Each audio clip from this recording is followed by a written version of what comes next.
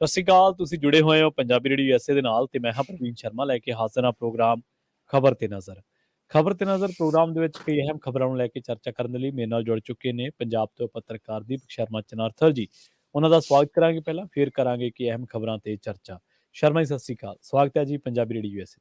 ਸਤਿ ਸ਼੍ਰੀ ਅਕਾਲ ਪ੍ਰਵੀਨ ਜੀ, ਸਾਰੇ ਦਰਸ਼ਕਾਂ ਨੂੰ, ਸਰੋਤਿਆਂ ਨੂੰ ਮੇਰੀ ਪਿਆਰ ਭਰੀ ਸਤਿ ਸ਼੍ਰੀ ਅਕਾਲ ਜੀ। ਪ੍ਰੋਗਰਾਮ ਦੇ ਵਿੱਚ ਅੱਗੇ ਵਧਣ ਤੋਂ ਪਹਿਲਾਂ ਧੰਨਵਾਦ ਕਰਦੇ ਚਲੀਏ ਸਪਾਂਸਰਸ ਦਾ, ਜਿਹੜੇ ਜ਼ਰੀਆ ਬਣਦੇ ਨੇ ਇਹਨਾਂ ਪ੍ਰੋਗਰਾਮਾਂ ਨੂੰ ਤੁਹਾਡੇ ਤੱਕ ਪਹੁੰਚਾਉਣ ਦੇ ਲਈ। ਖਾਲਸਾ ਇੰਸ਼ੋਰੈਂਸ ਏਜੰਸੀ ਵਾਲੇ, ਜਿਨ੍ਹਾਂ ਤੋਂ ਤੁਸੀਂ ਹਰ ਤਰ੍ਹਾਂ ਦੀ ਇੰਸ਼ੋਰੈਂਸ ਲੈ ਸਕਦੇ ਹੋ।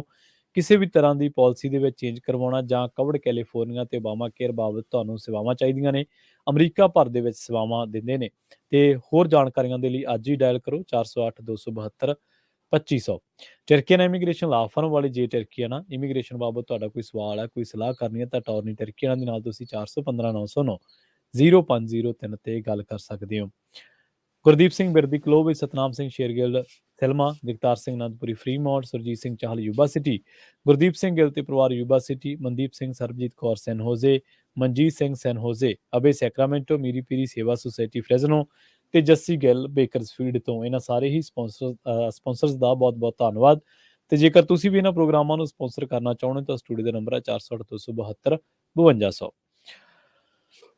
ਖਬਰਾਂ ਦੇ ਵੱਲ ਆਈਏ ਸ਼ਰਮਾ ਜੀ, ਤੇ ਸ਼ੁਰੂਆਤ ਕਰੀਏ ਸਿਆਸੀ ਟਸਲਬਾਜ਼ੀ ਤੋਂ। ਕਈ ਵਾਰੀ ਲੋਕ ਸੋਚਦੇ ਨੇ ਕਿ ਜਿਹੜੀ ਇਹ ਟਸਲ ਹੁੰਦੀ ਹੈ ਨਾ ਪਾਰਟੀਆਂ ਦੇ ਲੀਡਰਾਂ ਦੀ, ਇਹ ਵਿਦਨ ਪਾਰਟੀ ਹੁੰਦੀ ਹੈ, ਵੀ ਜਦੋਂ ਇਹ ਇੱਕ ਦੂਜੇ ਦੀ ਪਾਰਟੀ ਦੇ ਵਿੱਚ ਨੇ ਉਦੋਂ ਇਹਨਾਂ ਦੀ ਟਸਲ ਹੁੰਦੀ ਹੈ, ਤੇ ਜਦੋਂ ਇੱਕ ਪਾਰਟੀ ਤੋਂ ਨਿਕਲ ਗਏ, ਚਲੇ ਗਏ, ਕੋਈ ਹੋਰ ਰਾਹ ਚੁਣ ਲਿਆ ਤੇ ਫਿਰ ਸ਼ਾਇਦ ਟਸਲ ਹੁੰਦੀ ਨਹੀਂ। ਸਿਆਸੀ ਟਸਲ ਸਿਆਸੀ ਟਸਲ ਵਾਂਗੂ ਵੇਂਦੇ ਨੇ ਲੋਕ ਇਹਨਾਂ ਚੀਜ਼ਾਂ ਨੂੰ। ਪਰ ਮਨਪ੍ਰੀਤ ਬਾਦਲ ਤੇ ਰਾਜਾ ਵੜਿੰਗ ਪਾਰਟੀ 'ਚ ਵੀ ਰਹਿ ਚੁੱਕੇ ਨੇ, ਵਿਰੋਧੀ ਵੀ ਰਹਿ ਚੁੱਕੇ ਨੇ।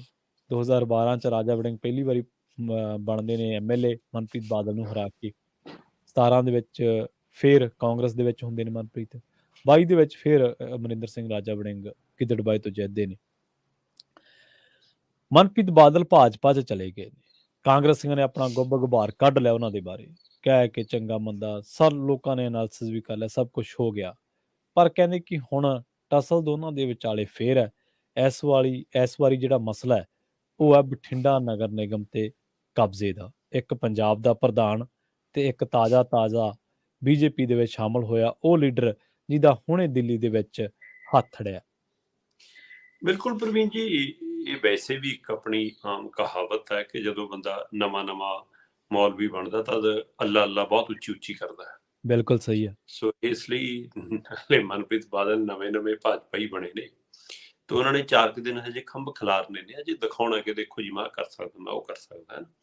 ਸੋ ਕੁਝ ਉਹ ਸਾਬਤ ਕਰਨ ਦੀ ਕੋਸ਼ਿਸ਼ ਕਰ ਰਹੇ ਨੇ, ਖਾਸ ਕਰਕੇ ਬਠਿੰਡਾ ਬੈਲਟ ਦੇ ਵਿੱਚ। ਉਹਨਾਂ ਨੂੰ ਲੱਗਦਾ ਕਿ ਉੱਥੇ ਇਹ ਬੈਲਟ ਉਹ ਹੈ ਜਿਹੜੀ ਮਤਲਬ ਕਿ ਤਕੜੀ ਕਿਸੇ ਸਮੇਂ ਕਾਮਰੇਡੀ ਬੈਲਟ ਵੀ ਰਹੀ ਹੈ। ਹਾਂਜੀ ਬਿਲਕੁਲ। ਜਿਸ ਬੈਲਟ ਚੋਂ ਕਦੇ ਅਕਾਲੀ ਬੜੇ ਧੜੱਲੇ ਨਾਲ ਜਿੱਤਦੇ ਰਹੇ ਨੇ, ਕਦੇ ਇੱਥੇ ਕਾਂਗਰਸ ਦਾ ਵੀ ਦਬਦਬਾ ਰਿਹਾ। ਸੋ ਇਹਦਾ ਮਤਲਬ ਕੁੱਲ ਮਿਲਾ ਕੇ ਹੈ ਕਿ ਲੋਕ ਸਮੇਂ ਦੇ ਹਵਾਲੇ ਨਾਲ ਚੱਲਦੇ ਨੇ। ਇੱਥੇ ਲੋਕ ਕੱਟੜਵਾਦ ਨਹੀਂ ਹੈ ਉਹ ਜਿਹਾ ਕੋਈ ਕਿਸੇ ਇੱਕ ਧਿਰ ਨਾਲ, ਹੈ ਨਾ। ਤੇ ਹੁਣ ਆਪ ਦਾ ਵੀ MLA ਹੈਗਾ ਉੱਥੋਂ ਜੀ। ਸੋ ਇਸ ਲਈ ਇਹ ਸਾਫ਼ ਸਮਝ ਹੈ ਕਿ ਇੱਥੇ ਦੇ ਲੋਕਾਂ ਨੂੰ ਇਹਦਾ ਮਤਲਬ ਰਾਜਨੀਤਿਕ ਸਮਝ ਹੈਗੀ ਹੈ ਜੀ। ਤੇ ਉਹ ਸਮਝ ਨੂੰ ਮਨਪ੍ਰੀਤ ਬਾਦਲ ਕੈਸ਼ ਕਰਨਾ ਚਾਹੁੰਦੇ ਨੇ। ਉਹ ਸਮਝ ਨੂੰ ਆਪਣਾ ਹਥਿਆਰ ਬਣਾਉਣਾ ਚਾਹੁੰਦੇ ਨੇ ਕਿ ਜੀ ਮੈਂ ਇਹ ਗੱਲ ਜਚਾ ਦੇਵਾਂ ਕਿ ਆਉਣ ਵਾਲਾ ਸਮਾਂ ਤਾਂ BJP ਦਾ ਹੀ ਹੈ, ਤਾਂ ਕਿ ਲੋਕ ਉਸੇ ਹਵਾਲੇ ਨਾਲ ਬਦਲ ਜਾਣ ਕਿ ਅਗਲੀ ਵਾਰ ਲਈ ਇਹ ਵੋਟਾਂ BJP ਨੂੰ ਪੈ ਜਾਣ। ਤੇ ਉਹਦਾ ਉਹ ਪਹਿਲਾ ਝਲਕਾਰਾ ਦਿਖਾਉਣਾ ਚਾਹੁੰਦੇ ਨੇ ਨਗਰ ਨਿਗਮ ਤੋਂ। ਠੀਕ ਹੈ। ਜਿਹੜਾ ਨਗਰ ਨਿਗਮ ਹੈ, ਹੁਣ ਤੱਕ ਜਿਵੇਂ ਤੁਸੀਂ ਕਿਹਾ ਕਿ ਦੋ ਇੱਕੋ ਪਾਰਟੀ 'ਚ ਸੀ, ਚਾਹੇ ਰਾਜਾ ਵੜਿੰਗ ਹੈ ਚਾਹੇ ਮਨਪ੍ਰੀਤ ਬਾਦਲ ਹੈ, ਤੇ ਉਹਨਾਂ ਦੀ ਚਾਹੇ ਖਿੱਚੋਤਾਣ ਸੀ, ਪਰ ਲੈ ਦੇ ਕੇ ਦੋਵੇਂ ਕਾਂਗਰਸੀ ਸੀ। ਇਸ ਲਈ ਕਾਂਗਰਸ ਆਪਣਾ ਕਬਜ਼ਾ ਦਿਖਾਉਂਦੀ ਸੀ ਕਿ ਨਗਰ ਨਿਗਮ ਤੇ ਸਾਡਾ ਕਬਜ਼ਾ ਹੈ ਜੀ। ਪਰ ਹੁਣ ਦੋਏ ਆਪੋ ਆਪਣੇ ਗੁੱਟ ਦੇ MCA ਨੂੰ ਆਪਣੇ ਨਾਲ ਦਿਖਾ ਕੇ ਦਿਖਾਉਣ ਦੀ ਕੋਸ਼ਿਸ਼ ਕਰਨ ਕਿ ਨਹੀਂ ਜੀ ਕਿ ਕਬਜ਼ਾ ਤਾਂ ਸਾਡਾ ਹੈ। ਅਸਲ 'ਚ 50 ਸੀਟਾਂ ਨੇ ਜੀ, 50 MC ਨੇ ਠੀਕ ਹੈ ਨਗਰ ਨਿਗਮ ਦੇ ਵਿੱਚ, ਤੇ ਜਦੋਂ ਵੋਟਾਂ ਪੈਂਦੀਆਂ ਨੇ ਤਾਂ 43 ਕਾਂਗਰਸ ਲੈ ਕੇ ਜਾਂਦੀ ਹੈ ਪ੍ਰਵੀਨ ਜੀ। ਠੀਕ ਹੈ। ਔਰ 7 ਅਕਾਲੀਆਂ ਦੇ ਹਿੱਸੇ ਆਉਂਦੀਆਂ ਨੇ। ਤੇ ਉਹਦੇ ਬਾਅਦ ਚੋਂ ਇਹਨਾਂ ਦੇ ਵਿੱਚੋਂ 2 MC ਨਿਕਲ ਜਾਂਦੇ ਨੇ। ਮੰਨ ਲਓ ਉਹਨਾਂ ਚੋਂ ਇੱਕ MC ਤਾਂ ਮਤਲਬ ਕਿ MLA ਵੀ ਬਣ ਗਿਆ ਆਮ ਆਦਮੀ ਪਾਰਟੀ ਦਾ, ਦੂਜਾ ਸ਼ਾਇਦ ਉਸੇ ਦਾ ਭਤੀਜਾ ਹੈ ਨਾ।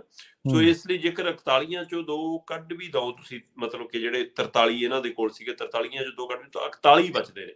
ਹਾਂਜੀ। ਹੁਣ 41 MC ਕਾਂਗਰਸ ਕੋਲ ਨੇ, ਪਰ ਜੇਕਰ ਮਨਪ੍ਰੀਤ ਤੇ ਰਾਜਾ ਵੜਿੰਗ ਦੇ ਦਾਅਵਿਆਂ ਦੀ ਗੱਲ ਕਰੋ ਤਾਂ ਦੋਏ 48 ਦੱਸ ਰਹੇ ਨੇ। ਠੀਕ ਹੈ। ਤਾਂ ਇਹਦਾ ਮਤਲਬ ਦੋਵਾਂ ਚੋਂ 7 ਅਕਾਲੀਆਂ ਵਾਲੇ ਕਿਹੜਾ ਆਪਣੇ ਖੇਮੇ 'ਚ ਗਿਣਦਾ? ਇਹ ਆਪਣੇ ਆਪ ਸਵਾਲ ਹੈ। ਜੇ 41 ਨੇ ਤੇ 48 ਗਿਣਾ ਰਹੇ ਨੇ, ਜੀ ਜੀ। ਤਾਂ ਫਿਰ ਇਹਦਾ ਮਤਲਬ 7 ਅਕਾਲੀਆਂ ਵਾਲੇ ਗਿਣ ਰਹੇ ਨੇ। ਅਕਾਲੀ ਕਿਹਦੇ ਨਾਲ ਜਾ ਰਹੇ ਨੇ? ਕਿ ਰਾਜਾ ਵੜਿੰਗ ਨਾਲ ਆ ਜਾਣਗੇ ਮਨਪ੍ਰੀਤ ਤੋਂ ਔਖੇ ਹੋ ਕੇ, ਜਾਂ ਮਨਪ੍ਰੀਤ ਦਾ ਪੁਰਾਣਾ ਅਕਾਲੀ ਵਾਲਾ ਕੋਈ ਕੰਮ ਕਰ ਜੂਗਾ ਕਿ ਹਾਂ ਮੈਂ ਅਕਾਲੀਆਂ ਦੇ ਘਰ 'ਚ ਰਿਹਾ ਜਾਂ ਮੇਰੇ ਨਾਨਾ ਬਾਦਲ ਲੱਗਦਾ? ਅਸਲ 'ਚ ਹੋਇਆ ਇਹ ਪ੍ਰਵੀਨ ਜੀ ਕਿ ਮਨਪ੍ਰੀਤ ਬਾਦਲ ਸ਼ਾਮਲ ਹੋਣ ਤੋਂ ਬਾਅਦ ਜਦੋਂ ਦਿੱਲੀ ਤੋਂ ਪਰਤੇ, ਤਦ ਉਹ ਦਿੱਲੀ ਵਾਲਿਆਂ ਨੂੰ ਕਹਿੰਦੇ ਕੁਝ ਭਰੋਸਾ ਦੇ ਕੇ ਆਏ ਨੇ ਕਿ ਲਓ ਤੁਹਾਨੂੰ ਮੈਂ ਆਪਣੀ ਸ਼ਕਤੀ ਦਿਖਾਉਣਾ ਥੋੜੀ ਜਿਹੀ, ਹੈ ਨਾ।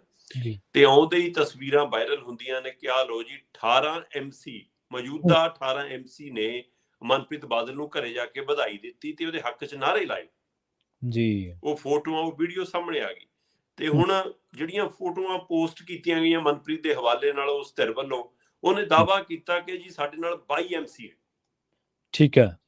ਕਹਿੰਦੇ ਕਿ ਜਿਹੜੇ ਗਏ ਸੀ ਘਰੇ ਉਹ 18 ਗਏ ਸੀ, ਜਿਹੜੇ ਫੋਟੋ 'ਚ ਨੇ ਉਹ 18 ਨੇ, ਤੇ ਪਰ ਉਹ ਹੁਣ ਦਾਅਵਾ ਕੀਤਾ ਜਾ ਰਿਹਾ ਮਨਪ੍ਰੀਤ ਧੜੇ ਵੱਲੋਂ ਕਿ ਸਾਡੇ ਨਾਲ 22 MC ਨੇ ਤੇ ਨਗਰ ਨਿਗਮ ਤਾਂ ਸਾਡੇ ਹੱਥ ਹੈ ਜੀ।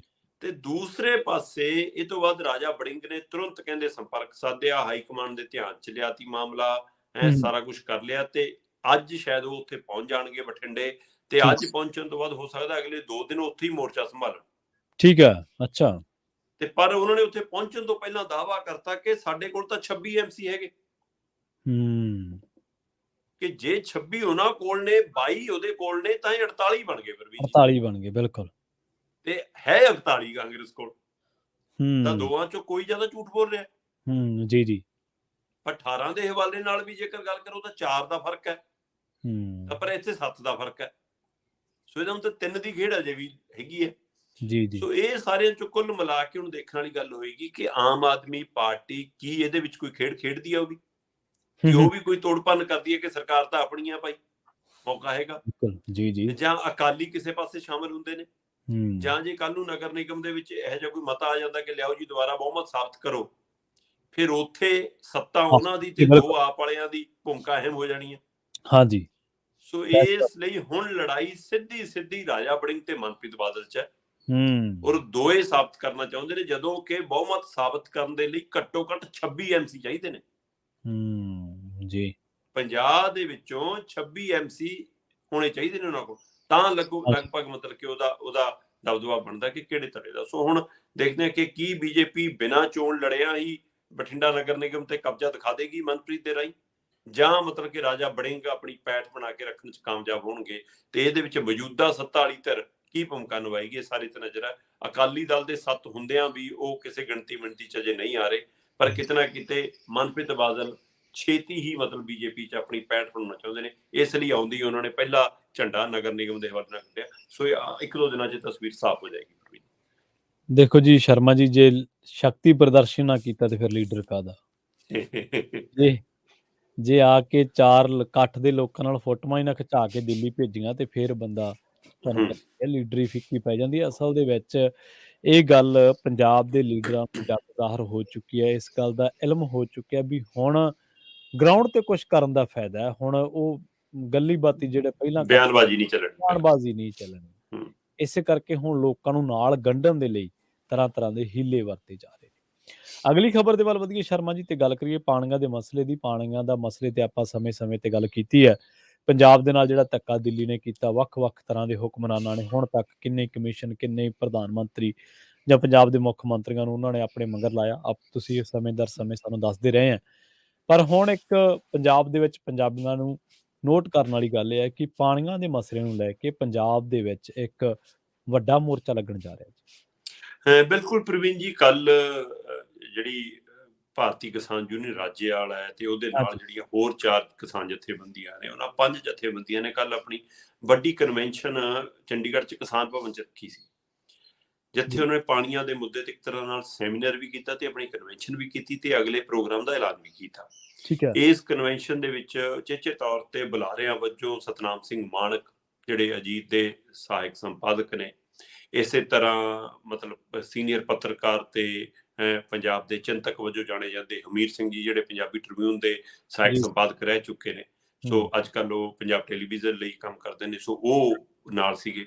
ਇਸੇ ਤਰ੍ਹਾਂ ਕਾਨ ਸਿੰਘ ਪੰਨੂ ਜੀ, ਬੇਸ਼ੱਕ ਕਾਨ ਸਿੰਘ ਪੰਨੂ ਇੱਕ ਚੰਗੇ ਅਫਸਰ ਵਜੋਂ ਵੀ ਜਾਣੇ ਜਾਂਦੇ ਨੇ, ਤੇ ਨਾਲ ਉਹਨਾਂ ਦੇ ਵਿਵਾਦ ਵੀ ਕਈ ਉਹਨਾਂ ਦੇ ਨਾਲ ਖੜੇ ਨੇ, ਸੋ ਕਾਨ ਸਿੰਘ ਪੰਨੂ ਇਸ 3 ਬੁਲਾਰਿਆਂ ਵਜੋਂ ਆਏ ਸੀ।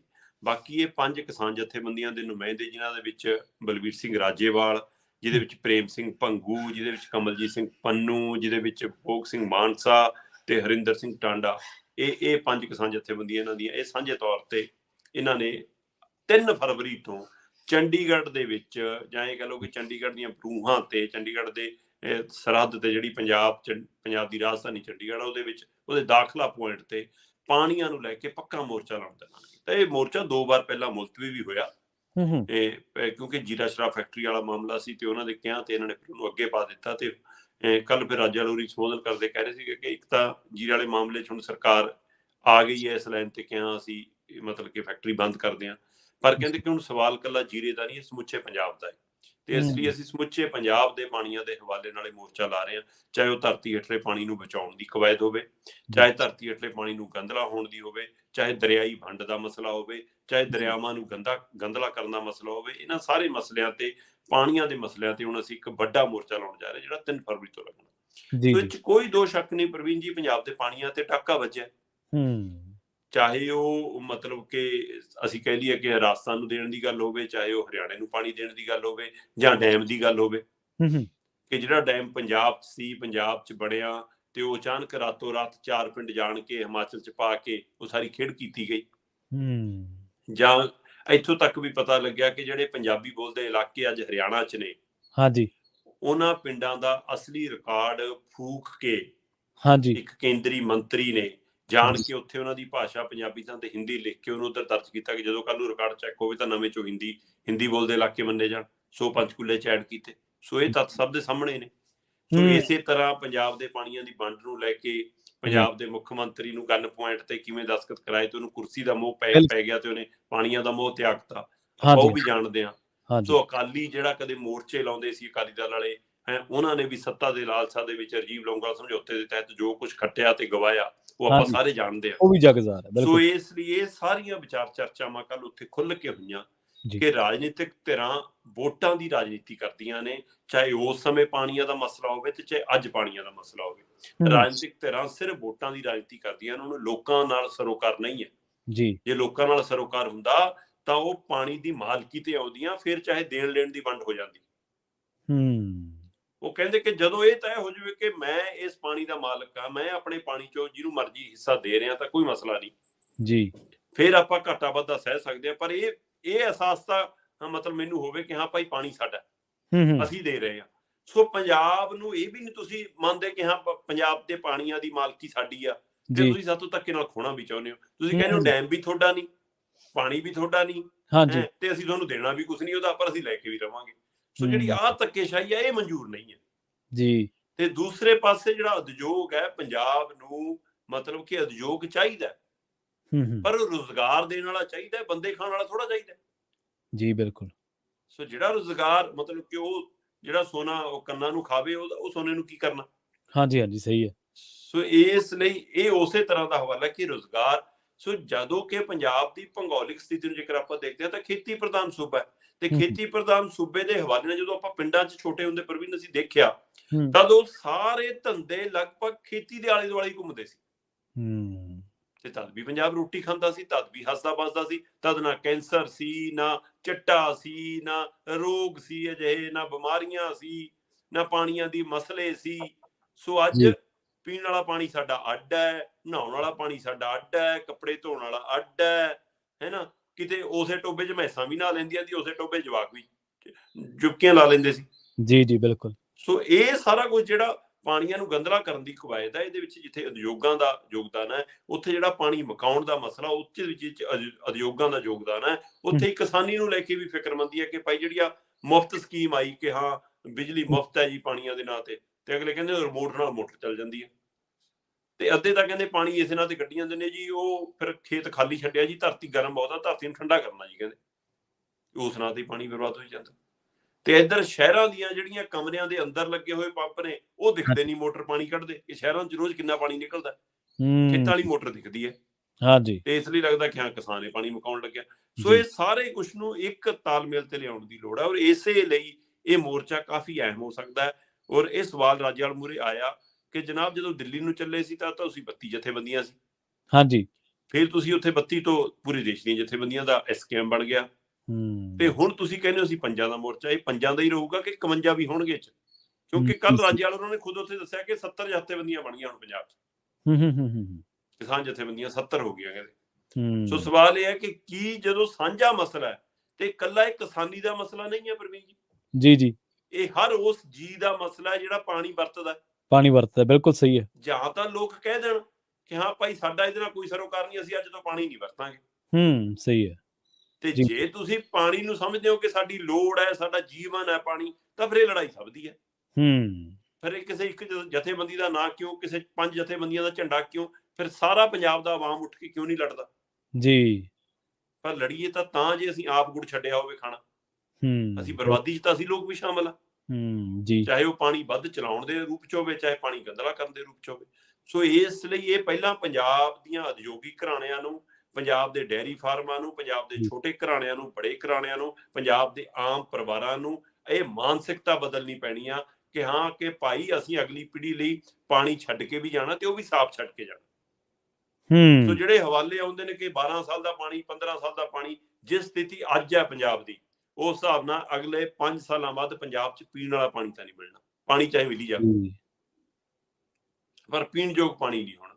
ਸੋ ਇਸ ਲਈ ਇਸ ਹਵਾਲੇ ਨਾਲ ਇਹ ਮੋਰਚਾ ਅਹਿਮੀਅਤ ਬਹੁਤ ਰੱਖਦਾ। ਜੇ ਇਹਦੇ ਵਿੱਚੋਂ ਸਿਰਫ ਇਹ ਲੱਭਣ ਦੀ ਕੋਸ਼ਿਸ਼ ਕੀਤੀ ਕਿ ਇੱਕ ਧੜੇ ਦਾ ਹੈ, ਇੱਕ ਰਾਜਨੀਤਿਕ ਧਿਰ ਦਾ ਹੈ, ਇੱਕ ਕਿਸਾਨ ਜਥੇਬੰਦੀ ਦਾ ਹੈ, ਇਹ ਤਾਂ 5 ਜਥੇਬੰਦੀਆਂ ਨੇ, ਇਹ ਅੱਡ ਨੇ ਜੀ, ਉਹ ਅੱਡ ਨੇ ਜੀ, ਇਹ ਲੜਾਈ ਹੋਈ ਤਾਂ ਇਹ ਲੜਾਈ ਫਿਰ ਵੱਡੀ ਨਹੀਂ ਬਣਨੀ। ਤੇ ਜੇ ਵੱਡੀ ਨਾ ਬਣੀ ਫਿਰ ਸਰਕਾਰਾਂ ਨੂੰ ਕੀ ਲੈਣਾ, ਬੈਠੇ ਰਹਿਣ ਚਾਹੇ।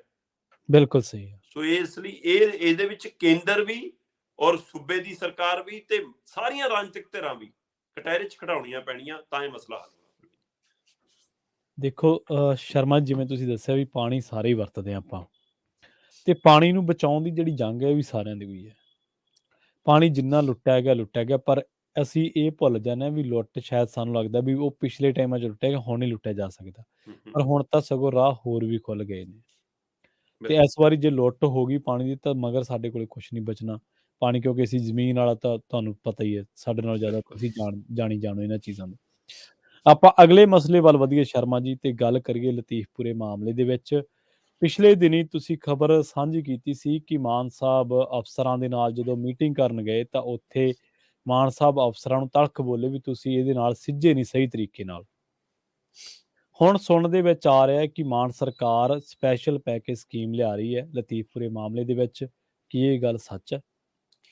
ਬਿਲਕੁਲ ਪ੍ਰਵੀਨ ਜੀ, ਤੁਹਾਡੇ ਵੀ ਧਿਆਨ 'ਚ ਹੋਏਗਾ, ਸਰੋਤਿਆਂ ਨੂੰ ਧਿਆਨ ਹੋਵੇਗਾ ਕਿ ਆਪਾਂ ਉਸ ਦਿਨ ਵੀ ਗੱਲ ਕੀਤੀ ਸੀ। ਬੇਸ਼ੱਕ ਉਸ ਦਿਨ ਨਾ ਕੋਈ ਪ੍ਰੈਸ ਨੋਟ ਸਰਕਾਰ ਨੇ ਜਾਰੀ ਕੀਤਾ, ਨਾ ਕੋਈ ਬਿਆਨ ਆਇਆ, ਅੰਦਰ ਖਾਤੇ ਇੱਕ ਮੀਟਿੰਗ ਸੀ ਤੇ ਉਸ ਮੀਟਿੰਗ 'ਚੋਂ ਆਪਾਂ ਦੇ ਕੋਲ ਇੱਕ ਖਬਰ ਮਿਲੀ ਸਾਡੇ ਕੋਲ ਕਿ ਹਾਂ ਜਿਹੜੀ 16 ਜਨਵਰੀ ਨੂੰ ਅਫਸਰਾਂ ਨਾਲ ਮੀਟਿੰਗ ਕੀਤੀ ਹੈ ਮੁੱਖ ਮੰਤਰੀ ਭਗਵੰਤ ਮਾਨ ਨੇ, ਉਹ 'ਚ ਅਫਸਰਾਂ ਨਾਲ ਔਖੇ ਭਾਰੇ ਹੋਏ ਮਾਨ ਸਾਹਿਬ ਕਿ ਮੁੱਖ ਮੰਤਰੀ ਭਗਵੰਤ ਮਾਨ ਉਹਨਾਂ ਨੇ ਕਿਹਾ ਕਿ ਤੁਸੀਂ ਲਤੀਫਪੁਰ ਮਾਮਲੇ ਨੂੰ ਸਹੀ ਤਰੀਕੇ ਨਾਲ ਨਜਿੱਠਿਆ ਨਹੀਂ, ਤੁਸੀਂ ਉਸ ਨੂੰ ਸਹੀ ਤਰੀਕੇ ਨਾਲ ਸੰਭਾਲਿਆ ਨਹੀਂ, ਤੁਹਾਡੀ ਨਲਾਇਕੀ। ਉਹਦੇ ਵਿੱਚ ਜਲੰਧਰ ਜ਼ਿਲ੍ਹੇ ਦੇ DC ਵੀ ਸ਼ਾਮਲ ਸੀ, ਜਿਨ੍ਹਾਂ ਨੂੰ ਕਿਹਾ ਗਿਆ ਕਿ ਭਾਈ ਤੁਸੀਂ ਇਸ ਮਾਮਲੇ 'ਚ ਰਿਪੋਰਟ ਤਿਆਰ ਕਰੋ ਔਰ ਤੁਰੰਤ ਇਸ ਮਾਮਲੇ ਨੂੰ ਗੰਭੀਰਤਾ ਨਾਲ ਔਰ ਆਉਂਦੇ ਦਿਨਾਂ ਦੇ ਵਿੱਚ ਇਹ ਮਾਮਲਾ ਨਿਬੇੜੋ। ਆਪਾਂ ਉਹਨਾਂ ਪਰਿਵਾਰਾਂ ਲਈ ਮੁਆਵਜ਼ੇ ਦੀ ਰਾਸ਼ੀ ਤੈਅ ਕਰੀਏ, ਆਪਾਂ ਉਹਨਾਂ ਪਰਿਵਾਰਾਂ ਲਈ ਰਹਿਣ ਬਸੇਰੇ ਦਾ ਤੈਅ ਕਰੀਏ, ਤੇ ਜਿਹੜੇ ਉਹਨਾਂ ਨੂੰ ਭੜਕਾਉਂਦੇ ਨੇ ਜੀ ਉਹਨਾਂ ਨੂੰ ਆਪਾਂ ਸੈੱਟ ਕਰੀਏ। ਸੋ ਆਪਾਂ ਉਸ ਦਿਨ ਵੀ ਗੱਲ ਕੀਤੀ ਸੀ ਕਿ ਇਹਦੇ ਵਿੱਚ 2-3 ਪਰਿਵਾਰ ਰਸੂਖਦਾਰ ਮੰਨੇ ਜਾ ਰਹੇ ਨੇ ਤੇ ਕਿਹਾ ਜਾ ਰਿਹਾ ਕਿ ਉਹ ਚਲਾ ਰਹੇ ਨੇ ਜੀ ਧਰਨਾ। ਗਰੀਬ ਲੋਕਾਂ ਦਾ ਅਸੀਂ ਮਨਾ ਲਾਂਗੇ। ਮਤਲਬ ਇੱਕ ਧੱਕੇਸ਼ਾਹੀ ਦਾ ਪੈਮਾਨਾ ਵੀ ਹੈ ਸਰਕਾਰ ਦਾ ਕਿ ਕੋਈ ਨਾ ਗਰੀਬ ਨੂੰ ਤਾਂ ਅਸੀਂ ਖਰੀਦ ਲਾਂਗੇ, ਹੈ ਨਾ, ਇਹ ਵੀ ਲੱਗਦਾ ਉਹਨਾਂ ਨੂੰ। ਪਰ ਇਹਦੇ ਵਿੱਚ ਹੁਣ ਸਰਕਾਰੀ ਧਿਰ ਵੱਲੋਂ ਜਿਹੜਾ ਹਵਾਲਾ ਦਿੱਤਾ ਜਾ ਰਿਹਾ ਪ੍ਰਵੀਨ ਜੀ, ਉਹ ਇਹ ਦਿੱਤਾ ਜਾ ਰਿਹਾ ਕਿ ਜਿੰਨਾ ਲਤੀਫਪੁਰੇ ਦਾ ਏਰੀਆ, ਆਪਾਂ ਉਦੋਂ ਵੀ ਗੱਲ ਕਰ ਰਹੇ ਸੀ, ਲਗਭਗ 1 ਏਕੜ ਦੇ ਕਰੀਬ, 1 ਏਕੜ ਤੋਂ ਥੋੜਾ ਜਿਹਾ ਵੱਧ ਹੈ ਉਹ ਜਗ੍ਹਾ, ਠੀਕ ਹੈ। ਪਰ ਹੁਣ ਇਹ ਉਸ ਨੂੰ ਇੱਥੇ ਘੁਮਾ ਰਹੇ ਨੇ ਕਿ ਇਹਦੇ ਵਿੱਚੋਂ ਨਾ 132 ਮਰਲੇ ਜਗ੍ਹਾ ਜੀ, 132 ਮਰਲੇ ਜਗ੍ਹਾ ਹੈ ਤੇ ਕਹਿੰਦੇ 132 ਮਰਲੇ ਜਿਹੜੀ ਥਾਂ ਹੈ, ਉਸ ਥਾਂ ਦੇ ਉੱਤੇ 2-3 ਰਸੂਖਦਾਰ ਪਰਿਵਾਰਾਂ ਦਾ ਹੀ ਕਬਜ਼ਾ ਸੀ, ਠੀਕ ਹੈ। ਤੇ ਉਹ ਰਸੂਖਦਾਰ ਪਰਿਵਾਰ ਅਜਿਹੇ ਨੇ, ਕਹਿੰਦੇ ਉਹਨਾਂ ਚੋਂ 1-2 ਪਰਿਵਾਰਾਂ ਦੀਆਂ ਤਾਂ 6 ਤੋਂ 7 ਚੌਲ ਮਿੱਲਾਂ ਚੱਲਦੀਆਂ ਨੇ ਜੀ। ਤੇ ਪਰ ਇੱਥੇ ਜਿੰਨੇ ਪਰਿਵਾਰ ਵੱਸਦੇ ਨੇ, ਜਿਹੜੀ ਆਪਾਂ ਗੱਲ ਕਰ ਰਹੇ ਸੀ 35 ਤੋਂ 40 ਪਰਿਵਾਰ ਇੱਥੇ ਵੱਸਦੇ ਨੇ, 70 ਦੇ ਕਰੀਬ ਘਰ ਨੇ, ਤੇ ਉਹਦੇ ਵਿੱਚੋਂ ਸਾਰੇ ਲਗਭਗ ਉਹ ਨੇ ਜਿਹੜੇ ਪਾਕਿਸਤਾਨ ਵਾਲੇ ਪਾਸੇ ਉੱਜੜ ਕੇ ਆਏ ਨੇ। ਹੁਣ ਇਹ ਨਹੀਂ ਪਤਾ ਕਿ ਉਹਨਾਂ ਚੋਂ ਕਿਸੇ ਨੇ ਹਿੰਮਤ ਕਰਕੇ ਕੱਲ ਨੂੰ ਚੌਲ ਮਿੱਲ ਬਣਾ ਲਈ, 1 ਬਣਾ ਲਈ, 2 ਬਣਾ ਲਈਆਂ, 4 ਬਣਾ ਲਈਆਂ, ਅਗਲੇ ਨੇ ਮਿਹਨਤ ਨਾਲ ਬਣਾਈਆਂ ਕਿ ਠੱਗੀ ਨਾਲ ਬਣਾਈਆਂ, ਇਹ ਵੱਖਰਾ ਜਾਂਚ ਦਾ ਵਿਸ਼ਾ। ਹੁਣ ਇਹ ਚੌਲ ਮਿਲ ਦੀਆਂ ਖਾਮੀਆਂ ਲੱਭ ਕੇ ਉਹਨਾਂ ਨੂੰ ਜ਼ਬਤ ਕਰਨ ਨੂੰ ਫਿਰਦੇ ਨੇ, ਉਹ ਮਿੱਲਾਂ ਬੰਦ ਕਰਨ ਨੂੰ ਫਿਰਦੇ ਨੇ, ਤਾਂ ਕਿ ਉਹ ਲੋਕ ਧਰਨੇ ਚੋਂ ਹਟ ਕੇ ਉਧਰ ਵਾਲੇ ਪਾਸੇ ਆ ਜਾਣ। ਤੇ ਬਾਕੀ ਬਚੇ ਪਰਿਵਾਰਾਂ ਨੂੰ ਕਹਿੰਦੇ ਸੈੱਟ ਕਰੋ ਕਿ ਉਹਨਾਂ ਨੂੰ ਕਹੋ ਜੀ ਆਹ ਫਲੈਟ ਲਓ, ਅਸੀਂ ਲਿਪਾ ਪੋਚੀ ਕਰਾ ਦਿੰਨੇ ਆ, ਅਸੀਂ ਰੰਗ ਕਰਾ ਦਿੰਨੇ ਆ, ਤੇ 2-2 ਲੱਖ ਰੁਪਈਆ ਲਓ, ਤੁਹਾਡੇ ਜਵਾਕਾਂ ਦੀ ਪੜ੍ਹਾਈ ਮੁਫਤ, ਬਸ ਹੁਣ ਮਾਮਲਾ ਬੰਦ ਕਰੋ। ਇਸ ਕਵਾਇਦ ਤੇ ਹੁਕਮ ਹੋ ਗਏ ਨੇ। ਔਰ ਹੋ ਸਕਦਾ ਹੈ ਸਰਕਾਰੀ ਐਲਾਨ ਪ੍ਰਵੀਨ ਜੀ ਅਗਲੇ 2 ਜਾਂ 3 ਦਿਨਾਂ 'ਚ ਸਾਹਮਣੇ ਆ ਜਾਵੇ ਕਿ ਲਤੀਫਪੁਰਾ ਦੇ ਉਜੜੇ ਪਰਿਵਾਰਾਂ ਦੇ ਲਈ ਅਸੀਂ ਫਲੈਟ 2 ਲੱਖ ਰੁਪਈਆ ਪ੍ਰਤੀ ਪਰਿਵਾਰ ਤੇ ਪ੍ਰਤੀ ਘਰ, ਤੇ ਇਹਦੇ ਨਾਲ ਨਾਲ ਉਹਦੇ ਬੱਚਿਆਂ ਦੀ ਪੜ੍ਹਾਈ ਦਾ ਐਲਾਨ, ਇਹ ਸਾਰਾ ਕੁਝ ਸਰਕਾਰ ਅਗਲੇ 2 ਜਾਂ 3 ਦਿਨਾਂ 'ਚ ਐਲਾਨ ਸਕਦੀ ਹੈ। ਇਹਦੀ ਸਕ੍ਰਿਪਟ ਤਿਆਰ ਹੋ ਗਈ ਹੈ, ਲਿਖੀ ਗਈ ਹੈ, ਸਾਰਾ ਕੁਝ ਤੈਅ ਹੋ ਗਿਆ।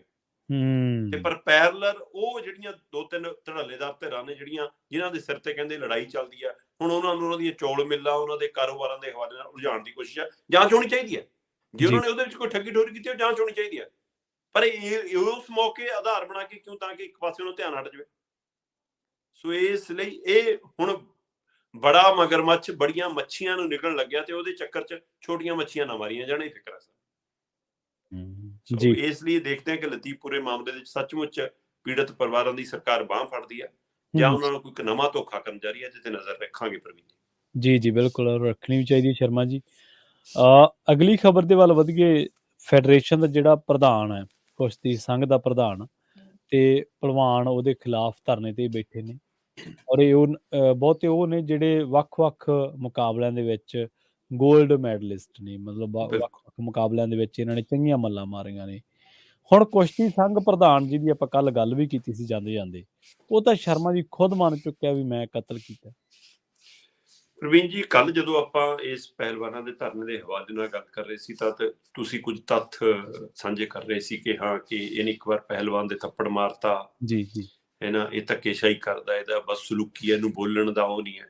ਤਾਂ ਉਹ ਤੋਂ ਬਾਅਦ ਮੈਂ ਜਾਣਨਾ ਚਾਹਿਆ ਕਿ ਮਤਲਬ ਕਿ ਇੱਕ ਅਜਿਹੇ ਕੁਸ਼ਤੀ ਸੰਘ ਦਾ ਮੁਖੀ ਹੋਵੇ ਬੰਦਾ, ਔਰ ਉਹ ਜਿਹਨੇ ਦੁਨੀਆ ਭਰ 'ਚ ਝੰਡਾ ਗੱਡਿਆ ਹੋਵੇ, ਕੁਸ਼ਤੀ ਨੇ ਸਾਡਾ, ਹੈ ਨਾ, ਪਹਿਲਵਾਨੀ ਨੇ ਸਾਡਾ ਵੱਡਾ ਨਾਮ ਨਾ ਖੱਟਿਆ ਹੋਵੇ, ਕਿ ਉਹਦੇ ਮੁਖੀ ਜੇਕਰ ਅਜਿਹਾ ਹੈ ਤਾਂ ਉਹਦਾ ਪਹਿਲਵਾਨਾਂ ਤੇ ਅਸਰ ਕੀ ਹੁੰਦਾ ਹੋਊਗਾ। ਮੈਂ ਉਹਦੇ ਬਾਰੇ ਜਾਣਨ ਦੀ ਕੋਸ਼ਿਸ਼ ਕੀਤੀ। ਸੋ ਵੱਖ-ਵੱਖ ਅਦਾਰਿਆਂ ਦੇ ਹਵਾਲੇ ਨਾਲ, ਵੱਖ-ਵੱਖ ਮੀਡੀਆ ਦੀਆਂ ਰਿਪੋਰਟਾਂ ਦੇ ਹਵਾਲੇ ਨਾਲ ਜਦੋਂ ਮੈਂ ਪੜਚੋਲ ਕੀਤੀ ਜਾਂ ਮੈਂ ਪੜ੍ਹਿਆ, ਤਦ ਮਤਲਬ ਕਿ ਮੈਂ ਹੈਰਾਨ ਹੋ ਗਿਆ ਪ੍ਰਵੀਨ ਜੀ, ਕਿ ਇਹ ਬੰਦਾ ਉਹ ਹੈ ਜਿਹੜਾ ਕੁਸ਼ਤੀ ਮਹਾਸੰਘ ਦੇ ਅੰਦਰ ਜਿਹੜਾ ਸੈਕਸੁਅਲ ਹਰਾਸਮੈਂਟ ਇੱਕ ਕਮੇਟੀ ਬਣੀ ਹੈ, ਠੀਕ ਹੈ, ਤੇ ਉਹ ਸੈਕਸੁਅਲ ਹਰਾਸਮੈਂਟ ਕਮੇਟੀ ਦਾ ਵੀ ਮੁਖੀ ਇਹੀ ਹੈ। ਪ੍ਰਵੀਨ ਜੀ, ਮਤਲਬ ਮੈਂ ਉਹ ਦੇਖ ਰਿਹਾ ਸੀਗਾ ਕਿ ਜਦੋਂ ਉਹਦੇ ਹਵਾਲੇ ਨਾਲ ਮੈਂ ਅੱਗੇ ਪੜ੍ਹਨਾ ਚਾਹਿਆ ਕਿ ਹਾਂ, ਸੈਕਸੁਅਲ ਹਰਾਸਮੈਂਟ ਕਮੇਟੀ ਦੀ ਰੂਪਰੇਖਾ ਕੀ ਹੁੰਦੀ ਹੈ, ਤਾਂ ਉਹਦੇ ਵਿੱਚ ਸਾਹਮਣੇ ਆਈ ਗੱਲ ਜੀ ਕਿ ਉਹਦੇ ਵਿੱਚ ਮੁਖੀ ਮਹਿਲਾ ਹੀ ਹੋਣੀ ਚਾਹੀਦੀ। ਬਿਲਕੁਲ ਸਹੀ ਹੈ। ਸਰੀਰਕ ਸ਼ੋਸ਼ਣ ਵਾਲੇ ਮਾਮਲਿਆਂ 'ਚ ਕਹਿੰਦੇ ਕਿ ਉਹਦੀ ਮੁਖੀ ਮਹਿਲਾ ਹੀ ਹੋਣੀ ਚਾਹੀਦੀ ਹੈ, ਔਰ ਬਹੁ ਗਿਣਤੀ ਉਹ ਹੋਣੀ ਚਾਹੀਦੀਆਂ ਨੇ ਤਰ੍ਹਾਂ, ਮਤਲਬ 60-40 ਦੀ ਰੇਸ਼ੋ ਹੋਣੀ ਚਾਹੀਦੀ ਹੈ, ਕਿ 60 ਤੋਂ ਵੱਧ, ਮਤਲਬ 60% ਉਹਦੇ ਵਿੱਚ ਮਹਿਲਾਵਾਂ ਹੋਣ, 40% ਮਰਦ ਹੋ ਸਕਦੇ। ਪਰ ਇੱਥੇ 5 ਮੈਂਬਰੀ ਇਹ ਕਮੇਟੀ ਬਣੀ ਹੋਈ ਹੈ, ਔਰ ਉਹ 'ਚੋਂ 4 ਮਰਦ ਨੇ, ਤੇ 4ਾਂ 'ਚੋਂ ਪ੍ਰਧਾਨ ਇਹੀ ਹੈ ਜੀ, ਆਪੇ ਬ੍ਰਿਜਭੂਸ਼ਣ। ਠੀਕ ਹੈ। ਸੋ ਫਿਰ ਕਿੱਥੇ ਇਨਸਾਫ ਮਿਲਣਾ ਸੀ ਉਹਨਾਂ ਨੂੰ? ਹੋਰ ਛੱਡੋ, 2011 ਤੋਂ ਇਹ ਪ੍ਰਧਾਨ ਚੱਲਿਆ ਆ ਰਿਹਾ ਜਨਾਬ, ਠੀਕ ਹੈ ਜੀ, 2023 ਚੜ ਗਿਆ। ਪਿਛਲੇ 11-12 ਸਾਲਾਂ ਤੋਂ ਇਹੀ ਬੰਦਾ ਪ੍ਰਧਾਨ ਹੈ। 2019 ਦੇ ਵਿੱਚ ਕਹਿੰਦੇ ਜੀ ਬਿਨਾਂ ਵਿਰੋਧ ਤੋਂ ਚੁਣਿਆ ਗਿਆ ਜੀ ਪ੍ਰਧਾਨ, ਇੰਨਾ ਦਬਦਬਾ ਇਹਦਾ, ਠੀਕ ਹੈ, ਕਿ ਵਿਰੋਧ 'ਚ ਕੋਈ ਨਹੀਂ ਆਇਆ।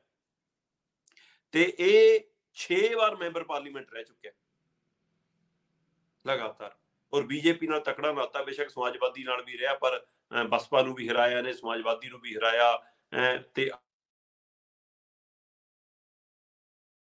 ਪਾਲੇ ਨਾਲ ਲਗਾਤਾਰ, ਮਤਲਬ ਕਿ ਇਹਦੇ ਬਾਰੇ ਇਹ ਚਰਚਾ ਹੈ ਕਿ ਹਾਂਜੀ, ਇਹ ਬੰਦਾ ਰਾਜਨੀਤਿਕ ਧਿਰ ਨਾਲ ਸੰਬੰਧ ਰੱਖਦਾ, ਤੇ ਇਹਦਾ ਕੁਸ਼ਤੀ ਨਾਲ ਸੰਬੰਧ ਨਹੀਂ, ਰਾਜਨੀਤੀ ਨਾਲੇ ਸੰਬੰਧ।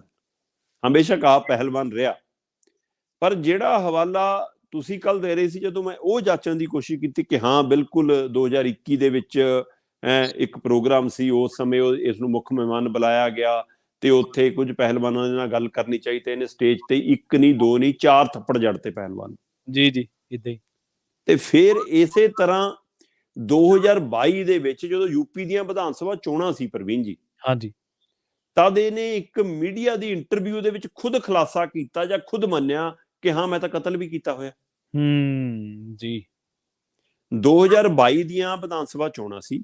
ਉਸ ਚੋਣਾਂ ਦੇ ਦੌਰਾਨ ਇੱਕ ਇੰਟਰਵਿਊ ਦਿੰਦਾ ਹੈ। ਉਸ ਇੰਟਰਵਿਊ 'ਚ ਇਹ ਕਹਿੰਦਾ ਹੈ ਕਿ 1983 ਦੇ ਵਿੱਚ ਅਸੀਂ ਮਾਈਨਿੰਗ ਦਾ ਧੰਦਾ ਕਰਦੇ ਸੀ, 4 ਮਿੱਤਰ ਮਿਲ ਕੇ, ਠੀਕ ਹੈ, ਤੇ ਕਹਿੰਦੇ 4 ਮਿੱਤਰ ਜਦੋਂ ਅਸੀਂ ਮਾਈਨਿੰਗ ਦਾ ਧੰਦਾ ਕਰਦੇ ਸੀ ਤਾਂ ਕਿਸੇ ਥਾਂ ਦੇ ਉੱਤੇ ਦੂਜੀ ਧਿਰ ਨਾਲ ਕੋਈ ਝਗੜਾ ਹੋ ਗਿਆ ਸਾਡਾ ਜੀ। ਤੇ ਜਦੋਂ ਝਗੜਾ ਹੋਇਆ ਤਾਂ ਉਹਨਾਂ ਚੋਂ ਇੱਕ ਨੇ ਗੋਲੀ ਚਲਾਤੀ, ਸਾਡਾ ਇੱਕ ਮਿੱਤਰ ਮਾਰਿਆ ਗਿਆ। ਤੇ ਕਹਿੰਦੇ ਫਿਰ ਉਹਨਾਂ ਦੇ ਭੱਜਦਿਆਂ ਦੀ ਇੱਕ ਪਿੱਠ 'ਚ ਮੈਂ ਗੋਲੀ ਮਾਰਤੀ, ਇੱਕ 'ਚ ਫਿਰ ਮੈਂ ਬੰਦਾ ਮਾਰਤਾ ਕਹਿੰਦਾ ਜੀ। ਤੇ ਪਰ ਮੈਂ ਕਹਿੰਦਾ ਹੁਣ ਬਰੀ ਵੀ ਹੋ ਗਿਆ ਉਸ ਮਾਮਲੇ 'ਚ। ਤੇ ਦੂਸਰੇ ਪਾਸੇ ਇਹਦਾ ਰਿਕਾਰਡ ਤਾਂ ਟਾਡਾ 'ਚ ਵੀ ਬੋਲਦਾ, ਇਹਦਾ ਰਿਕਾਰਡ ਤਾਂ ਦਾਊਦ ਵਾਲੇ ਖੇਤਰ 'ਚ ਵੀ ਬੋਲਦਾ। ਅੱਛਾ। ਜਦੋਂ ਪਹਿਲੀ ਵਾਰ ਮੁੰਬਈ ਦੇ ਵਿੱਚ AK-47 ਵਰਤੀ ਗਈ, ਹਾਂਜੀ, ਤੇ ਉਸ AK-47 ਨੂੰ ਵਰਤਣ ਵਾਲੀਆਂ ਧਿਰਾਂ ਨੂੰ ਯੂਪੀ 'ਚ ਲਿਆ ਕੇ ਲੁਕਾਉਣ ਦੇ ਪਰ ਦੋਸ਼ ਨੇ।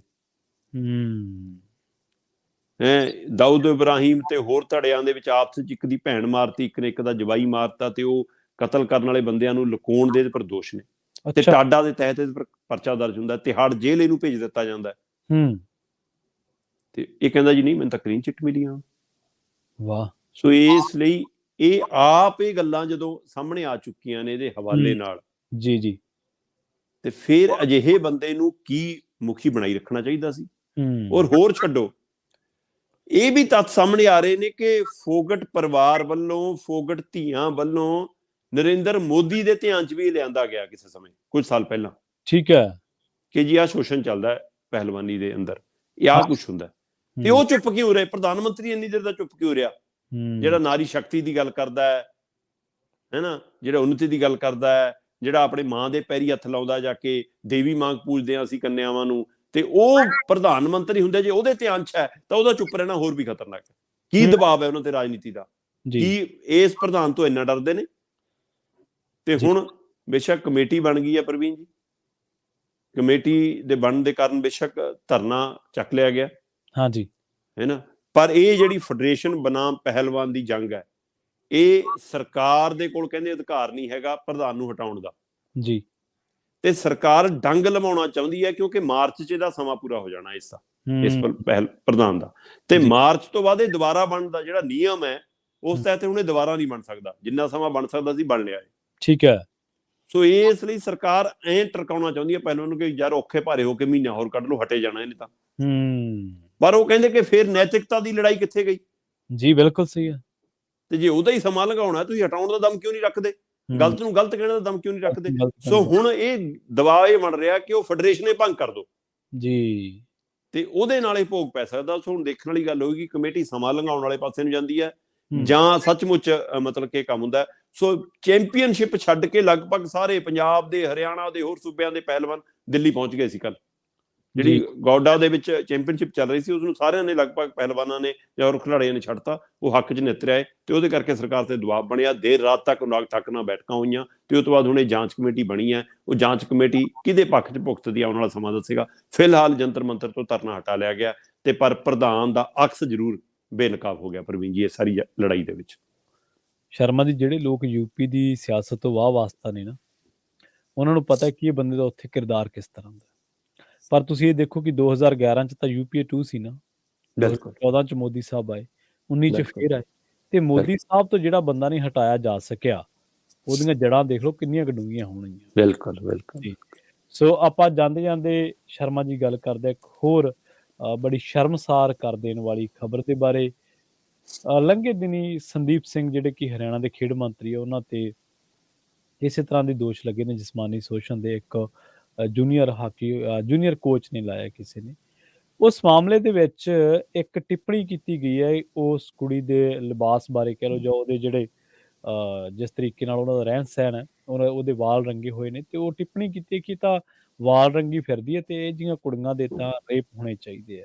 ਇਹ ਜੀ ਭੱਦੀ, ਇਹ ਜੀ ਘਟੀਆ ਕਿਸਮ ਦੀ ਟਿੱਪਣੀ ਬਹੁਤ ਮਾੜੀ ਗੱਲ ਹੈ। ਔਰ ਮੈਨੂੰ ਹੋਰ ਵੀ ਬੁਰਾ ਲੱਗਿਆ ਜਦੋਂ ਪਤਾ ਲੱਗਿਆ ਕਿ ਇਹ ਕਿਸੇ ਬੀਬੀ ਨੇ ਕੀਤੀ ਹੈ। ਕੀ ਇਹ ਗੱਲ? ਬਿਲਕੁਲ ਬਿਲਕੁਲ ਪ੍ਰਵੀਨ ਜੀ, ਬਿਲਕੁਲ। ਇਹ ਕੁੜੀ ਦੇ ਉਸ ਮਹਿਲਾ ਕੋਚ ਦੇ, ਜਿਹੜੀ ਜੂਨੀਅਰ ਮਹਿਲਾ ਕੋਚ ਹੈ, ਜਿਹੜੀ ਖੁਦ ਖਿਡਾਰੀ ਵੀ ਹੈ ਤੇ ਕੋਚ ਵੀ ਹੈ, ਜੀ ਜੀ, ਉਹਨੇ ਖੁਦ ਇਹ ਗੱਲ ਸਾਹਮਣੇ ਰੱਖੀ ਹੈ। ਹੁਣ ਇਹਦੀ ਜਾਂਚ ਹੋਣੀ ਚਾਹੀਦੀ ਹੈ। ਜੇਕਰ ਇਹ ਸੱਚਮੁੱਚ ਏਦਾਂ ਹੀ ਹੋਇਆ ਤਾਂ ਬਹੁਤ ਹੋਰ ਵੀ ਮੰਦਭਾਗਾ ਹੈ, ਬਹੁਤ ਮੰਦਭਾਗਾ। ਉਹ ਕਹਿੰਦੇ ਕਿ ਇੱਕ ਪਾਸੇ ਮੈਂ ਸੱਤਾ ਨਾਲ ਲੜ ਰਹੀ ਹਾਂ ਜੀ, ਇੱਕ ਪਾਸੇ ਮੈਂ ਸਰਕਾਰ ਨਾਲ ਲੜ ਰਹੀ ਹਾਂ, ਇੱਕ ਪਾਸੇ ਮੈਂ ਇੱਕ ਮੰਤਰੀ ਦੇ ਖਿਲਾਫ ਇੱਕ ਮਤਲਬ ਕਿ ਜੰਗ ਛੇੜ ਕੇ ਬੈਠੀ ਹਾਂ, ਤੇ ਮੇਰਾ ਸਾਥ ਦੇਣ ਦੀ ਬਜਾਏ ਜੇਕਰ ਇੱਕ ਮਹਿਲਾ ਅਧਿਕਾਰੀ ਹੋ, ਮੇਰੇ ਨਾਲ ਸੰਬੰਧਿਤ ਮਹਿਲਾ ਅਧਿਕਾਰੀ ਹੋ, ਜਿਹਦੇ ਕੋਲ ਮੈਂ ਇਨਸਾਫ ਦੀ ਉਮੀਦ ਨਾਲ ਜਾਂਦੀ ਹਾਂ, ਸਹਿਯੋਗ ਦੀ ਉਮੀਦ ਨਾਲ ਜਾਂਦੀ ਹਾਂ, ਤੇ ਉਹ ਇਹ ਕਹੇ ਲਾ ਆ ਇਹੋ ਅੱਛਾ ਆ ਤਾਂ ਵਾਲ ਰੰਗੀ ਫਿਰਦੀ ਹੈ, ਇਹੋ ਜਿਹੀਆਂ ਕੁੜੀਆਂ ਤਾਂ ਰੇਪ ਹੋਣੇ ਚਾਹੀਦੇ ਨੇ, ਇਹ ਚ ਮੰਤਰੀ ਸਾਹਿਬ ਦਾ ਕੀ ਕਸੂਰ ਆ ਫਿਰ? ਕਹਿੰਦੀ ਆਹ ਬੋਲ ਸੀ। ਹਾਂਜੀ ਬਿਲਕੁਲ ਜੀ। ਹੂੰ ਪਹਿਲੂ ਜੀ ਖਤਰਨਾਕ ਪਹਿਲੂ ਵਜੋਂ ਬਦਲਣਾ ਕਿ ਜੇਕਰ ਅਧਿਕਾਰੀ ਅਜਿਹਾ ਬੋਲ ਰੱਖਣਗੇ, ਉਹਨੂੰ ਵੀ ਤੁਸੀਂ ਜਿਵੇਂ ਕਿਹਾ ਕਿ ਇੱਕ ਮਹਿਲਾ ਹੋ ਕੇ, ਇੱਕ ਹਾਂਜੀ ਔਰਤ ਹੋ ਕੇ ਮਤਲਬ ਤੁਸੀਂ ਅਜਿਹੀ ਟਿੱਪਣੀ ਕਰਦੇ ਹੋ। ਹੁਣ ਹੂੰ ਉਹ ਕੁੜੀ ਕਹਿੰਦੀ ਕਿ ਮੈਨੂੰ ਇੰਨੇ ਪਾਸਿਓਂ ਦਬਾਅ ਹੈ ਕਿ ਚੰਡੀਗੜ੍ਹ ਹੂੰ ਪੁਲਿਸ ਤੋਂ ਮੇਰਾ ਵਿਸ਼ਵਾਸ ਉੱਠ ਗਿਆ, ਹੂੰ ਖੱਟਰ ਸਰਕਾਰ ਤੋਂ ਮੇਰਾ ਵਿਸ਼ਵਾਸ ਉੱਠ ਗਿਆ। ਕਹਿੰਦੀ ਖੱਟਰ ਨੇ ਇੱਕ ਬੋਲ ਨਹੀਂ ਬੋਲਿਆ ਅਜੇ ਤੱਕ ਮੇਰੇ ਬਾਰੇ, ਮੰਤਰੀ ਬਾਰੇ ਹਾਂਜੀ ਤਾਂ 2-4 ਵਾਰ ਕਹਿਤਾ। ਹਾਂਜੀ ਕਹਿੰਦੀ ਜਿੱਥੇ ਮੈਂ ਕਿਰਾਏ ਤੇ ਰਹਿੰਦੀ ਹਾਂ ਉੱਥੋਂ ਮੈਨੂੰ ਕੱਢਣ ਨੂੰ ਕਢਾਉਣ ਨੂੰ ਫਿਰਦੇ ਨੇ, ਮਕਾਨ ਅੱਛਾ ਮਾਲਕ ਨਹੀਂ ਮਤਲਬ ਕਿ ਮੇਰੇ ਨਾਲ ਹੁਣ ਸਹੀ ਵਿਵਹਾਰ ਕਰ ਰਿਹਾ, ਹੂੰ ਮੇਰੇ ਅਧਿਕਾਰੀ ਮੇਰੇ ਸਾਥੀ ਉਹਨਾਂ ਤੋਂ ਦਬਾਅ ਪਵਾਇਆ ਜਾ ਰਿਹਾ, ਗੱਲ ਜੀ ਗੱਲ ਤੇ ਮੇਰੇ ਤੇ ਟਿੱਪਣੀਆਂ ਕੀਤੀਆਂ ਜਾਂਦੀਆਂ, ਮੇਰੇ ਕਰੈਕਟਰ ਨੂੰ ਲੈ ਕੇ ਸਵਾਲ ਖੜੇ ਕੀਤੇ ਜਾ ਰਹੇ ਨੇ, ਮੇਰੇ ਬਾਲਾਂ ਨੂੰ ਲੈ ਕੇ ਬੋਲਿਆ ਜਾ ਰਿਹਾ। ਤੇ ਕਹਿੰਦੀ ਆ ਹੂੰ ਤਾਂ ਹੱਦ ਹੋ ਗਈ ਜਦੋਂ ਇੱਕ ਅਧਿਕਾਰੀ ਨੇ, ਮਹਿਲਾ ਅਧਿਕਾਰੀ ਨੇ ਕਿਹਾ ਕਿ ਜੀ ਅੱਛਾ ਆਏ ਉਹ ਜਿਹਨੇ ਮੰਤਰੀ ਤੇ ਦੋਸ਼ ਲਾਏ ਨੇ, ਲੈ ਇਹ ਤਾਂ ਆਪ ਬਾਲ ਰੰਗੀ ਫਿਰਦੀ, ਇਹੀਆਂ ਕੁੜੀਆਂ ਤਾਂ ਰੇਪ ਹੋਣੇ ਚਾਹੀਦੇ ਨੇ, ਇਹ ਚ ਮੰਤਰੀ ਦਾ ਕੀ ਕਸੂਰ? ਸੋ ਇਹ ਕਸੂਰ ਸ਼ਬਦ ਮੰਤਰੀ ਦਾ ਕੀ ਕਸੂਰ, ਮਤਲਬ ਬਾਲ ਰੰਗਣਾ ਦਾ ਮਤਲਬ ਇਹ ਕਿਹੜਾ ਪੈਮਾਨਾ ਹੋ ਗਿਆ ਭਾਈ? ਜੀ ਸੋ ਬਿਲਕੁਲ ਆ ਜਿਹੜਾ ਉਹ ਵੀ ਮਹਿਲਾਵਾਂ ਦੇ, ਜੇਕਰ ਬੀਬੀਆਂ ਦੇ ਆਪਸ ਦੇ ਵਿੱਚ ਹੀ ਅਜਿਹੇ ਉਹ ਨੇ, ਤਾਂ ਫਿਰ ਹਾਂਜੀ ਉਹ ਮਤਲਬ ਕਿ ਇਹ ਵੱਡਾ ਸਵਾਲ ਖੜਾ ਕਿ ਫਿਰ ਹੱਕ ਹਲੂਲ ਦੀ ਲੜਾਈ ਤੁਸੀਂ ਦੂਸਰੀ ਧਿਰ ਤੋਂ ਕਿਵੇਂ ਸੋਚਦੇ ਹੋ ਕਿ ਉਹ ਸਾਥ ਆ ਜਾਵੇ, ਜੇਕਰ ਤੁਸੀਂ ਸਾਥ ਦੇਣ ਲਈ ਵੀ ਤਿਆਰ ਨਹੀਂ। ਜੀ ਸੋ ਜੀ ਇਹ ਇੱਕ ਹੋਰ ਵੀ ਮਤਭਾਗਾ ਹੈ। ਸੋ ਹੂੰ ਇਹ ਵੀ ਹਰਿਆਣੇ ਨਾਲ ਸੰਬੰਧਿਤ ਹੈ, ਉਹ ਪਹਿਲਵਾਨ ਬੀਬੀਆਂ ਵਾਲਾ ਮਾਮਲਾ ਵੀ ਹਾਂਜੀ ਜ਼ਿਆਦਾਤਰ ਜੀ ਹਰਿਆਣੇ ਦੀਆਂ ਬੱਚੀਆਂ ਨਾਲ ਸੰਬੰਧਿਤ ਹੈ। ਇਸ ਲਈ ਜਿਸ ਸੂਬੇ ਦੇ ਵਿੱਚੋਂ ਵੱਡੀ ਗਿਣਤੀ 'ਚ ਖਿਡਾਰੀ ਨਿਕਲ ਰਹੇ ਨੇ, ਵੱਡੀ ਹੂੰ ਗਿਣਤੀ 'ਚ ਧੀਆਂ ਗਰਾਊਂਡ 'ਚ ਉਤਰ ਰਹੀਆਂ ਨੇ, ਉੱਥੇ ਅਜਿਹੇ ਘਟਨਾਕ੍ਰਮਾਂ ਨਾਲ ਫਿਰ ਮਾਪੇ ਚਿੰਤਤ ਹੁੰਦੇ ਨੇ ਤੇ ਉਹ ਸੋਚਦੇ ਨੇ ਕਿ ਨਾ ਹੀ ਭੇਜੀ ਇਹਨਾਂ ਨੂੰ ਤਾਂ ਖੇਲਣ। ਸੋ ਹੂੰ ਇਹ ਖੇਡ ਜਗਤ ਦੇ ਵਿੱਚ ਧੀਆਂ ਦੀ ਆਮਦ ਨੂੰ ਰੋਕਣ ਵਾਲੀਆਂ ਘਟਨਾਵਾਂ ਨੇ, ਜੇਕਰ ਹਰਿਆਣਾ ਸਰਕਾਰ ਤੋਂ ਲੈ ਕੇ ਕੇਂਦਰ ਸਰਕਾਰ ਤੱਕ ਨੇ ਕੋਈ ਸਖਤ ਫੈਸਲਾ ਨਾ ਲਿਆ। ਜੀ, ਜੀ, ਜੀ। ਔਰ ਸ਼ਰਮਾ ਜੀ ਦੇਖੋ ਇਹਦੇ 'ਚ ਇੱਕ ਬੜਾ ਨਕਾਰਾਤਮਕ ਪਹਿਲੂ ਇਹ ਹੈ ਕਿ ਤੁਸੀਂ ਇੱਕ ਪੀੜਤ ਜਿਹੜੀ ਬੀਬੀ ਆਪਣੇ ਆਪ ਨੂੰ ਮੰਨਦੀ ਹੈ, ਉਹਦੇ ਨਾਲ ਖੜਨ ਦੀ ਬਜਾਏ ਤੁਸੀਂ ਉਹਦੇ ਉੱਤੇ ਕਮੈਂਟ ਕਰਕੇ ਸਗੋਂ ਜਿਹੜਾ ਕਥਿਤ ਦੋਸ਼ੀ ਹੈ, ਉਹਨੂੰ ਬਰੀ ਕਰਨ ਦਾ ਬਿਲਕੁਲ ਕੰਮ ਕਰ ਰਹੇ ਹੋ। ਬਿਲਕੁਲ ਬਿਲਕੁਲ ਔਰ ਇੱਕ ਬੀਬੀ ਹੋ ਕੇ ਤੁਸੀਂ ਇੱਕ ਬੀਬੀ ਦੇ ਵੈਸੇ ਤਾਂ ਸਾਰਿਆਂ ਨੂੰ ਆਵਾਜ਼ ਬੁਲੰਦ ਕਰਨੀ ਚਾਹੀਦੀ ਹੈ, ਪਰ ਔਰਤ ਨੂੰ ਤਾਂ ਇਹ ਚਾਹੀਦਾ ਕਿ ਜੇਕਰ ਕੋਈ ਔਰਤ ਦੋਸ਼ ਲਾ ਰਹੀ ਹੈ, ਵਿਕਟਮ ਹੈ ਕਿਸੇ ਮਸਲੇ ਦੇ ਵਿੱਚ, ਤਾਂ ਉਹਦੇ ਨਾਲ ਖੜਨਾ ਚਾਹੀਦਾ ਹੈ। ਬਿਲਕੁਲ ਹਾਲਾਂਕਿ ਭਾਵੇਂ ਇਹ ਤੈਅ ਕਰਨਾ ਅਦਾਲਤ ਦਾ ਕੰਮ ਹੈ ਕਿ ਕੌਣ ਦੋਸ਼ੀ ਹੈ, ਕੌਣ ਸ਼ੇਰ ਦੋਸ਼ੀ ਕੌਣ ਨਹੀਂ ਨਹੀਂ ਹੈ। ਪਰ ਤੁਸੀਂ ਕਿਸੇ ਨੂੰ ਅਹਿਸਾਸ ਕਰਾਓ ਕਿ ਤੂੰ ਆਹ ਕੰਮ ਕਰਕੇ ਗੁਨਾਹ ਕੀਤਾ ਵਾ, ਇਹ ਵੀ ਤਾਂ ਇੱਕ ਦੋਸ਼ ਹੀ ਹੈ ਨਾ ਸ਼ਰਮ। ਦੋਸ਼ੀ, ਬਿਲਕੁਲ ਨੈਤਿਕ ਇਹ ਵੀ ਦੋਸ਼ ਸ਼ੋਸ਼ਣ ਹੈ, ਇਹ ਵੀ ਵੀ ਸ਼ੋਸ਼ਣ ਹੈ। ਸ਼ੋਸ਼ਣ ਹੈ। ਹਾਂ, ਇਹ ਵੀ ਸ਼ੋਸ਼ਣ ਦਾ ਇੱਕ ਹਿੱਸਾ ਹੀ ਹੈ। ਸੋ ਇਹ ਬਿਲਕੁਲ ਬਿਲਕੁਲ ਗਲਤ ਆ। ਇਹ ਜਿਹੜੇ ਲੋਕ ਇਸ ਤਰ੍ਹਾਂ ਦੀਆਂ ਕੁਰਸੀਆਂ ਤੇ ਬੈਠੇ ਨੇ, ਉਹਨਾਂ ਦਾ ਬੈਠਣਾ ਬਣਦਾ ਨਹੀਂ ਵੈਸੇ। ਤੇ ਖੱਟਰ ਸਾਹਿਬ ਨੂੰ ਵੀ ਚਾਹੀਦਾ ਚੁੱਪੀ ਤੋੜਨ। ਵੈਸੇ ਪੋਸਟਰ ਲਾਉਣੇ, ਵੱਡੀਆਂ-ਵੱਡੀਆਂ ਗੱਲਾਂ ਕਰਨੀਆਂ ਬਹੁਤ ਸੌਖੀਆਂ, ਪਰ ਹਕੀਕਤ ਦੇ ਵਿੱਚ ਕਿਸੇ ਦੇ ਨਾਲ ਖੜਨਾ, ਉਹਦੀ ਮਦਦ ਕਰਨਾ ਬਹੁਤ ਔਖਾ ਕੰਮ ਹੈ। ਸ਼ਰਮਾ ਜੀ, ਇਹਨਾਂ ਖਾਸ ਖਬਰਾਂ ਤੇ ਖਾਸ ਜਾਣਕਾਰੀਆਂ ਦੇ ਲਈ ਤੁਹਾਡਾ ਬਹੁਤ-ਬਹੁਤ ਧੰਨਵਾਦ। ਬਹੁਤ ਸ਼ੁਕਰੀਆ। ਜੀ। ਸੋ ਪ੍ਰੋਗਰਾਮ ਖਬਰ ਤੇ ਨਜ਼ਰ ਨੂੰ ਆਪਾਂ ਇੱਥੇ ਹੀ ਸਮਾਪਤ ਕਰਾਂਗੇ। ਪ੍ਰੋਗਰਾਮ ਦੇ ਵਿੱਚ ਆਪਣੇ ਨਾਲ ਜੁੜੇ ਸਨ ਦੀਪਕ ਸ਼ਰਮਾ ਚਨਾਰਥਲ, ਜਿਨ੍ਹਾਂ ਦੇ ਨਾਲ ਆਪਾਂ ਕਈ ਅਹਿਮ ਤੇ ਕਈ ਵੱਡੀਆਂ ਖਬਰਾਂ ਨੂੰ ਲੈ ਕੇ ਚਰਚਾ ਕੀਤੀ ਹੈ। ਜੁੜੇ ਰਹੋ ਪੰਜਾਬੀ ਰੇਡੀਓ USA ਦੇ ਨਾਲ। ਤੇ ਆਖਿਰ ਦੇ ਵਿੱਚ ਇੱਕ ਵਾਰ ਫਿਰ ਤੋਂ ਤੁਹਾਨੂੰ ਸਭ ਨੂੰ ਪਿਆਰ ਸਤਿਕਾਰ ਸਹਿਤ ਸਤਿ ਸ੍ਰੀ ਅਕਾਲ।